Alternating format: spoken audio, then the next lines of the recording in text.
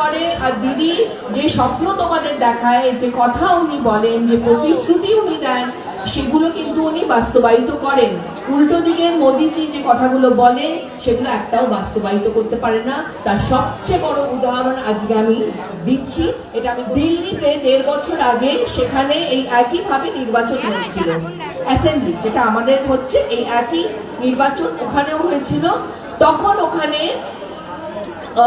মোদি বাবুরা ওনারা বলেছিলেন প্রত্যেক মহিলার অ্যাকাউন্টে 2,500 টাকা করে নাকি ঢুকবে। আজকে 1.5 বছরে দাঁড়িয়ে আছি, ওখানকার মহিলারা এখন ভিডিও বানাচ্ছে। আপনারা যারা সোশ্যাল মিডিয়া করেন, যারা ইনস্টাগ্রামে আছেন, যারা ফেসবুকে আছেন, যে বৌদিরা, মায়েরা, বোনেরা, খুলে দেখুন যে বিহারের মহিলারা কি বলছে, উত্তরপ্রদেশের মহিলারা কি বলছে, দিল্লির মহিলারা কি বলছে। বলছে যে বাংলার মহিলাদেরকে, বাংলার মা বোনেদের আমরা অনুরোধ করছি যে এই বিজেপি পার্টিকে যেন একটা ভোটও আপনারা না দেন, কারণ এরা আমাদেরকে বলেছিল আমাদের অ্যাকাউন্টে 2,500 টাকা করে ঢুকবে, আজ অব্দি 1 পয়সা ঢোকেনি। সুতরাং বুঝে নিন যে এরা এখন এসে আপনাদেরকে সবাইকে অন্নপূর্ণা ভান্ডারের লোক দেখাচ্ছে, প্রতিশ্রুতি দিচ্ছে, বলছে 3,000 টাকা করে দেবে, কোথাও কোথাও আবার জালি ফর্মও ভর্তি করা শুরু হয়ে গেছে। একটা ব্যাপারে আমি আপনাদের সতর্ক করছি, আপনাদের ফোনে যদি কোনো এই অন্নপূর্ণা ভান্ডার নিয়ে যদি কিছু আসে, দয়া করে আধার কার্ড ইত্যাদি ডিটেল দয়া করে দেবেন না। উল্টে দেখবেন যে অনেক সময় ব্যাংকের ডিটেল চাইছে, দেবেন না। এটা মমতা দিয়েও বলেছে সবাই গিয়ে, যে দেখবেন যে আপনারই ব্যাংক অ্যাকাউন্ট ফাঁকা হয়ে গেছে। সুতরাং দিদির ওপর ভরসা রাখুন।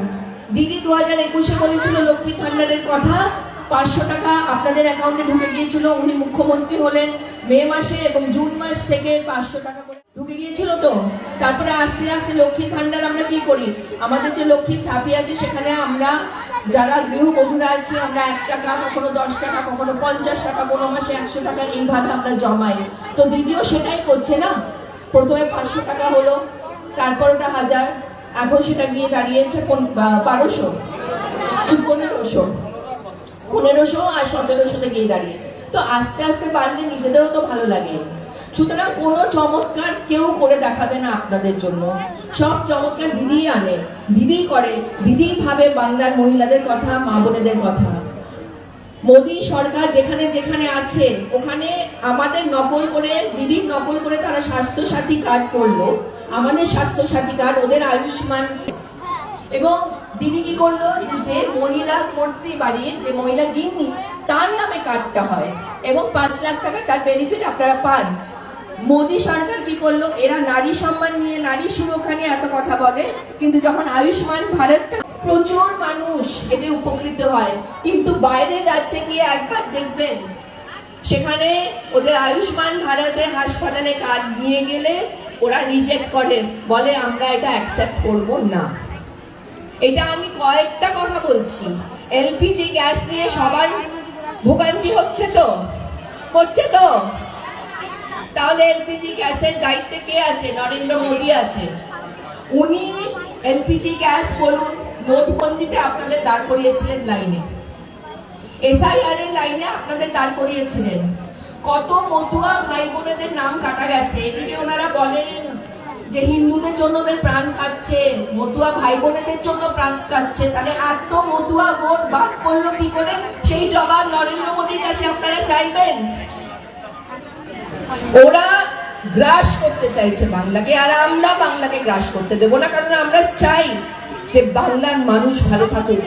এবং এই বৃহত্তর আন্দোলনে মমতাদির পাশে গোটা দেশ আছে, গোটা দেশের মানুষ চাইছে যে মমতাদি আবার চতুর্থবারের জন্য মুখ্যমন্ত্রী হয়ে দাঁড়া, কারণ মমতাদি যদি চতুর্থবারের জন্য মুখ্যমন্ত্রী হয় তাহলে আমরা জানি যে 29-এ মোদী সরকার আর থাকবে না।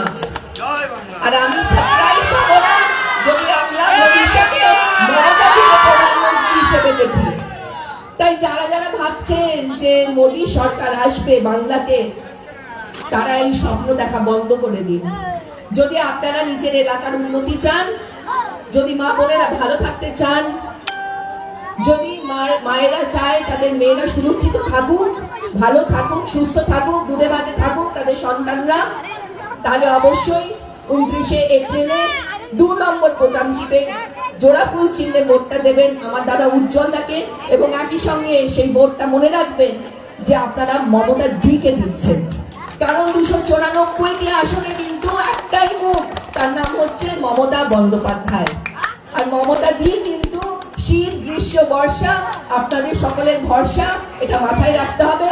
অন্যদিকে মোদিজি যে দেশের প্রধানমন্ত্রী, একটা মহিলাকে এত ভয় পাচ্ছে যে নিজে এসে পড়ে আছে, দেশের স্বরাষ্ট্রমন্ত্রী এসে পড়ে আছে, দেশের ফাইন্যান্সের মন্ত্রী অর্থমন্ত্রী এসে পড়ে আছে, দেশের আমাদের আরো ওনাদের যে বিভিন্ন মুখ্যমন্ত্রীরা আছে তারা এসে পড়ে থাকছে, সবার কাজ ছেড়ে দিয়ে বাংলায় এসে পড়ে থাকছে। তাও সেগুলো বালি বাংলার মানুষ জানে কাকে ভোটটা দিতে হবে। প্রথম পেজে আমরা দেখে নিয়েছি যে কে ভোট কতটা ভোট দিদি পাচ্ছে। প্রায় 100-র উপরে সিট, অলরেডি 152-তে 100-র উপরে সিট আজকে এসেছো। আমার দৃঢ় বিশ্বাস যে আপনারা সবাই 29শে এপ্রিল, এই যে আপনাদের গ্যাস নিয়ে এত প্রবলেম হচ্ছে, এলপিজি গ্যাস সিলিন্ডার নিয়ে এত প্রবলেম হচ্ছে, এই যে আমাদের পরিযায়ী শ্রমিকদের কাজকর্ম ছেড়ে দিয়ে হেনস্থা করছেন, এসআইআর এর লাইনে এসে দাঁড়াতে হচ্ছে, পরিযায়ী শ্রমিকদেরকে কাজ ছেড়ে আসতে হচ্ছে, এই সব আমরা তাদেরকে বুঝিয়ে দেব যে এত অন্যায় অবিচার করলে আর যে সহ্য করুক, ভগবান সহ্য করবে না, কারণ ধর্মের কল বাতাসে নড়ে, আর সর্বোপরি মানুষ সহ্য করবে না। আর একটা কথা মাথায় রাখবেন যে ওই দিল্লির জমিদাররা ওরা রাজনীতি করে ক্ষমতার, আর মমতা রাজনীতি করে মানুষের জন্য। মানুষকে সে ভালোবাসে। মা দিদি করে ক্ষমতার নয়, ভালোবাসার লড়াই করে, ভালোবাসার রাজনীতি করে, মা বোনেদের জন্য রাজনীতি করে, মা বোনেরা যাতে ভালো থাকে সেই রাজনীতি করে, এবং সর্বোপরি দিদি মনে করে যে মানুষের সেবা করাই হচ্ছে পরম ধর্ম। তাই সবাই ভালো রাখবেন, ভালো থাকবেন, সবাইকে ভালো রাখবেন। নরেন্দ্র মোদীজি ইতিমধ্যে আপনারা দেখেছেন কালকে গঙ্গা বিহারে গিয়েছিলেন, ছবি তুলছিলেন, অথচ আমাদের মণিপুরের বোনেরা তাদের কি অবস্থা। মণিপুর জ্বলছে 3 বছর ধরে। দুটো ছোট্ট 6 মাসের একটি বাচ্চা এবং তার ভাই মায়ের সঙ্গে ঘুমিয়েছিল। মা রাতের বেলা 6 বছরের না 5 বছরের ছেলে এবং তার ছোট্ট 6 মাসের বোনটিকে নিয়ে সে তার মায়ের সঙ্গে ঘুমোচ্ছিল। সে তো জানতো না যে একটা রকেট মিসাইল এসে তার ঘরে পড়বে এবং সে প্রাণ হারাবে, তার বোনটি প্রাণ হারাবে। আর মা এখনো হাসপাতালে আছে। তার দাদুর চোখের জল আমি দেখেছি। তিনি বলছেন যে আমি তো বলতে পারছি না আমার মেয়েকে যে তার 2টি সন্তান বেঁচে নেই, কিন্তু এখন তো বলতে হবে, সে জানতে পারবে, আমি জানি না আমি কি করবো। সে কান্নায় ভেঙে পড়ছে। মোদিজির সময় হচ্ছে না, 3 বছর ধরে মণিপুর চলছে, মোদিজির সময় হচ্ছে না।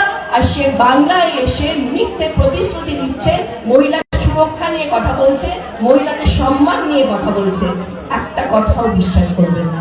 সবচেয়ে বেশি ধর্ষণ আর খুন হচ্ছে মহিলাদের ওদের সরকার দ্বারা শাসিত রাজ্যে, ওদের বিজেপি দ্বারা শাসিত রাজ্যে, সেটা রাজস্থান বলুন, মণিপুর বলুন, উত্তরপ্রদেশ বলুন, বিহার বলুন। আরে ওরা তো 4 বছরের কন্যা সন্তানদেরও ছাড়ছে।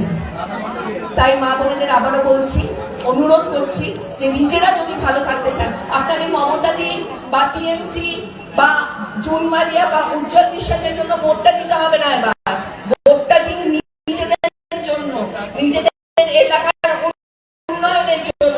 কারণ বললাম না, যতই বড় আমরা আবার জিতবে বাংলা, আবার নবান্ন